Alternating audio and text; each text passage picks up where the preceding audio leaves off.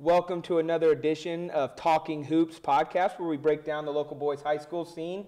Mark Kern, joined as always by boys basketball beat reporters David Casillo and Tim Beelet. Guys, how we doing? Great. I mean, we got this big basketball behind excellent, us. yeah. How could we be doing poorly? Taking it to a whole nother level. All right, let's just jump into it. Had a lot of good games last weekend. Maybe the biggest game of last weekend, Tim, was Shaker Heights defeating Garfield-Heights by 7 points. You both were at that game. Kind of just talk about, Tim, what surprised you in that game, and did it go kind of how you expected? I can't really say it went how I expected it to go. I expected Garfield probably to score a little more than they did. They kind of struggled against Shaker's defense, but you have to give Shaker Heights credit for the way they played on that end of the floor. Plus, the Burge brothers were great. It seemed like they played with a little something to prove after transferring into Shaker Heights this year. If they can contribute in that way the rest of the season, Shaker Heights is going to be in good shape. On our boys basketball podcast, that was actually my will happen. Garfield Heights will win by double digits, so I was off on that. David, Shaker Heights, we saw them against Cleveland Heights, and they were really able to attack the rim with short guards. What did Shaker Heights do defensively to really slow down a very good Garfield Heights team? You know, they forced them to the outside shots. They sort of mainly doubled Frankie and Marion Jackson, the two best shooters for Garfield Heights, and said, all right, someone else hit a jump shot. Garfield really couldn't do that. So these other players need to step up and hit shots if Garfield's going to turn around and come off this loss and go through a very hard schedule coming up. All right, and if Shaker Heights, Garfield Heights wasn't the game of the weekend, then it was Villa Angela St. Joseph against Menor. Very competitive game for more than 3 quarters, but Villa Angela St. Joseph was able to get the victory.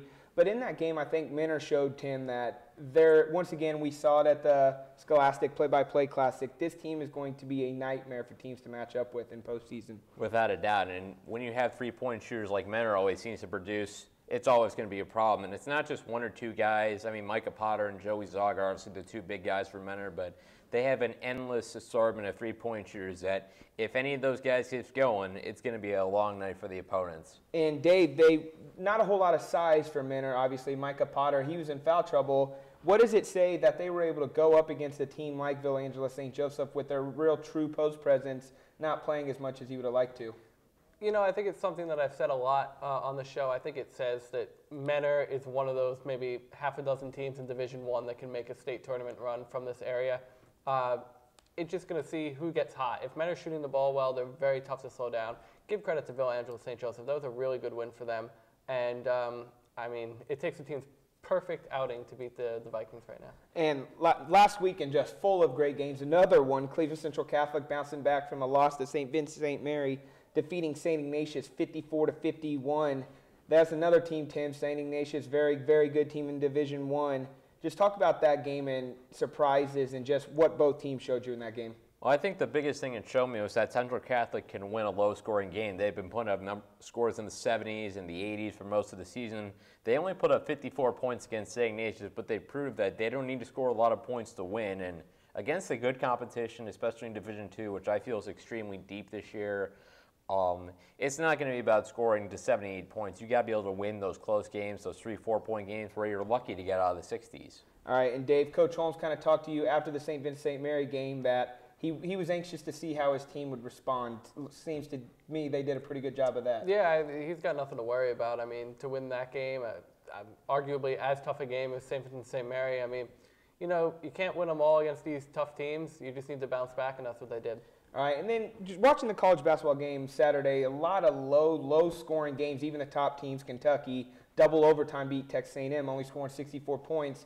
And a lot of analysts have been saying that scoring has been really, really bad in college basketball. You guys have been to a lot of boys' high school games. Just kind of quick thoughts, Tim. What do you think of the scoring in the area? I think the scoring in the area, it's sort of a decent what you kind of expect. I mean, like I said, Central Catholic has been in the 70s and 80s for pretty much all but 2 of the games. I think, you know, part of it is with the way more hand check fouls are being called. I think it kind of disrupts offensive flow, and especially in the high school level, flow is important in offense, and if you don't have that, you're not going to score as many points. Yeah, has the scoring been what you kind of expected, Dave? Or? Yeah, it's about the same as last year. I mean, I don't think it's a big difference. I don't think, unless they institute a shot clock, I don't think scoring's going to go down. If they had a shot clock, I mean, facing teams like Brunswick or Greene or Hudson would be a nightmare because they let you wouldn't get into your offense until about 10 seconds left. All right, every week on the show, we kind of break down a couple positions or teams and stuff like that. All right, Tim, let's start with you. Best rebounder in the area. I got to go with Nolan Garrity of Berea-Midpark, and we're going to have his coach, Duke Barther, on in a couple minutes. It's hard to not like what Nolan Garrity does. He's a 6'11" center. I mean, he's a very good athlete under the basket. I mean, there's just not a lot of players out there that can match up to his size and vertical ability. He's got long arms. It's easy for him to just go up and get a rebound. And you need to get a big rebound. I'm looking right at Nolan Garrity as one of those guys to get me one. Dave? I'm going to go with the easy answer here. I think I'm going to go with Issa Ahmad. He's just shown that he can put up these 20 rebound type performances. He's just tough to slow down, and it seems to be bigger and stronger than last year. All right, best defensive team in the area, and I think this is a very interesting one because a lot of teams play good defense but in different styles. Tim, who do you like? Well, I mean, there's been plenty of good defensive teams. We talked about Green for a while, seeing them. It's a team with very active hands. They look for steals. They're very aggressive defensively. But I think the best defensive team right now is Brunswick. And, I mean, they've held only one team to 50 points or more in a game. And I think that was Cornerstone Christian on Saturday was the first one to do it. There's so much balance Brunswick has defensively that the way they play, it's just so hard for teams to really get an advantage and score easy buckets on them. Very good pick there. Tim, Dave? I'm going to go with Brunswick as well, although I don't really know how good they are defensively because they really haven't played a grueling schedule yet. Hopefully this Friday's game doesn't get snowed out and they get to play Garfield-Heights, but right now it's tough to go against them. All right, guys, we got another big week. Maybe not as big a week this week as past couple weeks. What game are you most excited to see? Well, Dave kind of stole my thunder there talking about Garfield-Heights and Brunswick on Friday night. I think for a multitude of reasons, not just the fact that Garfield-Heights, is at the end of just a grueling three-game stretch featuring Shaker Heights, St. Ed's, and then going to Brunswick. It's a chance for Brunswick to make a statement for the first time this season. The schedule, it's not their fault the schedule hasn't exactly produced many tough tests just yet, but I mentioned it in the poll story on cleveland.com that Brunswick dropped a spot despite still being undefeated. And the biggest reason I thought, they don't have a statement win. If they go beat Garfield-Heights at home, there's your statement win for Brunswick. That was powerful, Tim. I like that. David? I'm going to go with a game knowing who's one of our area teams. It's Saturday night's matchup between St. Vincent St. Mary and Dayton Dunbar. St. Vincent St. Mary beat Central Catholic last week. If the Irish played for Dayton Dunbar on Saturday and beat them too, that's beating probably the other two state title contenders in Division II. So right now, I mean, if the Irish can do that, there's no stopping them. All right, and let's talk now. We're going to talk a little bit about Berea-Midpark. As you said, Tim, we'll be joined by Duke Barther in a few minutes to talk about his team. But when you look at Berea-Midpark, this is a team that lost Alex Brown from last year's team, lost some other important shooters, and there they are, only 2 losses on the season to Youngstown Ursuline, who, as we were talking before the show, David, very good, and St. Ignatius, they lost by 1 point, the team that eliminated them last year in the playoffs. When you guys were kind of going with your top 25, Tim, is this where you thought Berea-Midpark would be, or? I kind of think, this is a good range for them. I mean, there's a bit of questions as far after Alex Brown graduated, Michael Schuer, who's probably their top 3-point shooter when he graduated. But, they just continue to pick up. They got some growth, especially the younger guys like Brett Swinnerton and Joey Bocci, who have brought some complementary scoring to Nolan Garrity, and Jamie Bloxon off the bench provides a lot of quick offense. So Berea-Midpark does have some weapons. It's a little different look to last year because you don't have that one dominant scorer that Alex Brown was, but I think it's a little more spread out and it's produced some similar results. All right, and now we are actually joined by Coach Duke Barther, Berea-Midpark. Coach, how you doing? Looks like we're having some technical difficulties. But when we talk about Berea-Midpark, one of the things that I look at is, like a lot of those teams in the 11 to 15 area of our poll right now, they're just tough to figure out because they played St. Ignatius tough, they played Youngstown Ursuline tough, but they're not winning these games. So can they win these games? It's one of those things that you don't find out until they get it done. All right, last year, obviously, the conference was very competitive. What do you guys think of the conference this year before we speak to Coach Barther? I think it's competitive, but you don't see as many ranked teams in there, but it's still good. Brecksville's still good. Olmsted Falls is still good. North Olmsted was in there for a little, so it's a good conference. All right, and now we are joined by Coach Barther of Berea-Midpark. Coach, how are you doing? I'm well. How are you guys doing? Not too bad. Coach, you guys are playing some pretty good basketball this year. Obviously lost guys like Alex Brown and some other key shooters. What was kind of your expectations going into the season, and where do you see your team right now? I really have the same expectations, and that's to get better every day. And I think that we have an opportunity to be better than we were last year. We have guys that are working hard that are, have an opportunity to improve. We have 7 or 8 football players on our team that every day at practice they're getting better. They didn't have the opportunity in the off season to put as much time in, which is fine. And so they just improve as the season goes on. But we have a tough schedule up ahead coming up. So. Coach, a year ago, the program was a bit of an unknown with the 2 schools coming together. How do you think it's viewed in Ohio right now? You're in a lot of big tournaments. Are you being viewed as, one of these strong Division I powerhouse programs in the area? I think we're getting there. I think that there's still a lot of people that are looking to see if we can keep it up. I mean, this is only our 2nd year of the school, and we've had success in both years. But to be viewed like that, you have to do it for a longer period of time. Coach, when you look at the team, obviously, people mention Nolan Garrity as the main man, the 6'11" center in the front. But I mentioned earlier the 2 guys that thought have really stood out to me this season that have stepped up have been Brett Swinnerton and Joey Bocci, providing some complementary offense along with Nolan. How have those 2 guys, Brett and Joey, really developed into being key components this season? They both, I think it was invaluable to them. They both got a lot of varsity playing experience last year. Before Brett got hurt in about the 16th or 15th game of the year, he was playing about 15 or 20 minutes a game, and then Joey ended up playing about 15 or 20 minutes a game. So you combine that with their ability and their athleticism and their strength, their experience really pays off. So plus, I also think that both of those guys and some of our other guys that had a lot of success in football this past year, and so that confidence has carried over into basketball as well. All right, and Coach, for those people who would be coming to see you guys play for the first time this season, what kind of basketball could they expect? We push. We try to play very hard, nose defense, whether we're playing a zone or a man. We try to make it difficult for guys to get shots off, and then we try to use our strength to get rebounds and push the other way. So, Coach, we're big and strong. Coach, I ask you this a lot, but again, here as we're into 2015, the home court advantage that your team has had since the 2 schools combined, I'm pretty sure you guys haven't lost a game at home at this point. What have you built there in your home games? I think first of all, that you're able to build great home court advantages by having good kids in the programs so people want to come and watch.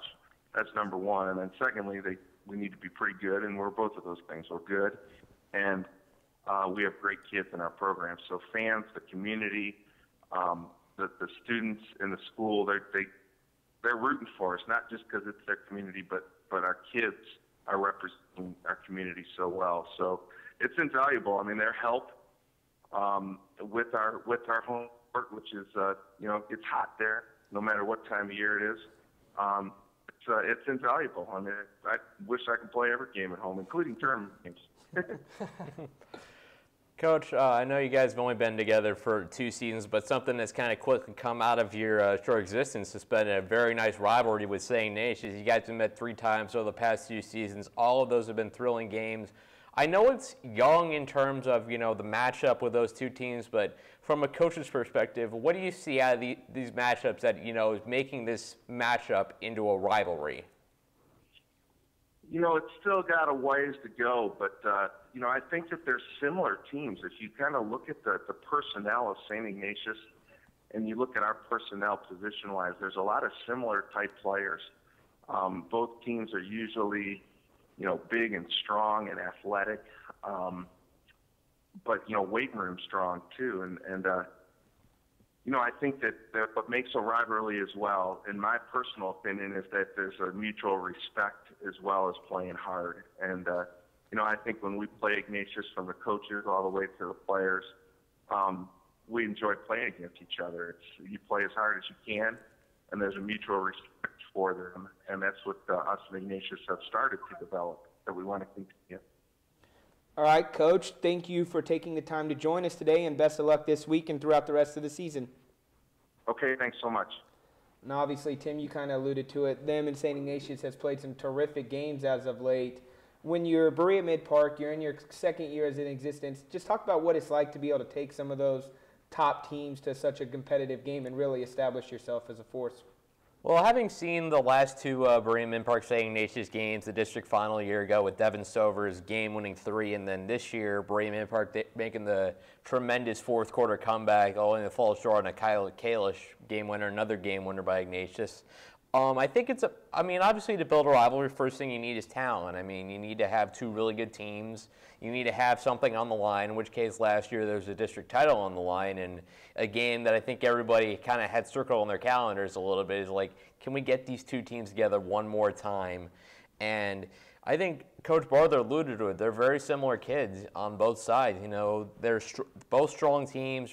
They can both defend. They can both score. And you know, they're pretty close. I mean, the schools are only about, I'd say, 10 miles apart. I mean, it's not like it's next-door neighbors, but they're in the same district. They can play each other every season. They have played each other in the regular season, and I imagine that's a matchup we're going to see every year for the foreseeable future. All right, both of those teams are squarely in the top 25, pretty easily in there. Dave, last week there's a lot of top 25 matchups. Talk about some of the shakeup in the poll. Well, the biggest shakeup was by Shaker Heights as they moved to number 4 this week. It just sort of, it's another way to look at just what has become a total mess at the top of Division I, where all these teams, Shaker, Garfield, Menor, Eds, Ignatius, I'll keep it, Lorraine, Bedford, Berea-Midpark, I'm forgetting East Tech, like all these schools could beat each other. And at this point, it's hard to figure out who is the top Division I team. I mean, that's why we were just talking about Berea-Midpark. 1-point loss to Ignatius, 5-point loss to Ursuline. I mean, they're not that far away, like, from being a top 5 team. So I think that's what you're seeing right now. 1 through 15, really, really solid, especially after Walsh won over at Western Reserve Academy. It showed that they're a really good team as well. And then you also see 2 new teams in the poll. CVCA, who is a team we've probably been sleeping on a little because their only losses are to Walsh Jesuit by 2 points and Canton Timken. And then Hudson, who's just been playing some phenomenal defense behind Mitchell Glidani. All right, he's taking it to the basketball court. And then Tim, he kind of alluded to the shakeup. Was there anything in the top 25, any results that kind of shocked you? I think, again, you know, the Shaker-Garfield result, I think, was the most surprising just because, you know, Garfield looked like probably the best Division I team in Northeast Ohio for a while. I mean, they were ranked second in the state poll. I mean, you could take those results as you wish with a grain of salt, but I mean, seeing what Shaker did to Garfield, it reminds you that, you know, like Dave said, Division I, it's just kind of, you could put 9 teams in a hat and pull one out, and that team could win. It's just, that's just what it feels like right now. It's like every team in Division I seems like it has some kind of flaw. That, you know, some are more correctable than others, no question, but, you know, it's going to be who can rise above that. And we still got 2 months to go of the season to figure it out, so there's still a long way to go right now. All right, and before we wrap up the show, Coach Sonny Johnson's team, they get a chance to get that loss out of their mind pretty quickly, Dave. They host St. Edward, the defending Division I state championship. A lot of very, very good athletes in this game. When you look at this, what is maybe one strength for Garfield-Heights and one strength for St. Edward? Well, this is the marquee game on Tuesday. I mean, I think it's our only game between ranked teams, 2 programs that could win a state title this year. For Garfield-Heights, their strength is the backcourt. Kyle Sturgis is a very smart guard, and you've got Marion Jackson coming off the bench. Those are 2 players that I think are probably better than St. Edward's best guards. For St. Edward, it's just knowing that you can win. You've got guys like Funderburk and Nichols and Mike Ryan who have been there before, and I feel like Garfield's maybe doubting themselves a little after the Shaker loss at home. So we'll see what happens. I think that's a very good point. Garfield-Heights is trying to get where St. Edward is in playing in these type of games. Tim, you've kind of been talking about it, the St. Edward backcourt. It hasn't been great this year, but the Eagles are starting to play a lot better basketball the past couple of games. Do you think that backcourt's starting to figure it out piece by piece? I think so. I mean, you know, coming back from their tournament in Myrtle Beach just a couple weeks ago, you know, beating Firestone and Beechwood were some wins I think they kind of needed to figure things out to get back on track a little bit because the second half of their schedule is very loaded, no question about it. Starting with this game tomorrow night, including matchups 2 with St. Ignatius, then you got McDuffie in Dunk for Diabetes, which we'll see later this month and I'll also talk about later this month. But I think the keys for St. Ed's is how's that backcourt going to play in a big game like this? If some of those backcourt guys can really have a big breakout game, that's going to do a tremendous amount for that team's confidence and maybe send them back on an upward trend and make them a contender in Division One. Just quickly, with the schedule both teams have coming up, both teams need this game. This is a game that everyone they're going to play is difficult, but a local game against a fellow Division One team with all these Dunk for Diabetes, and Eds is heading out to the Burger King Classic this weekend. This is a game both teams need because they've got to prove that they can beat top teams from our area. I think you're right, Dave, and I think they need it in different ways. As you said, Garfield-Heights hasn't been in as many big games, so they really need to show, hey, we're here. And if you're St. Edward, you're saying Garfield-Heights. No, you're not. This is still our area. So definitely exciting to see how that game turns out. We will be talking about that game Wednesday on the Boys Basketball Podcast. So tune in to that. And for David Casillo and Tim Bielek, I'm Mark Kern.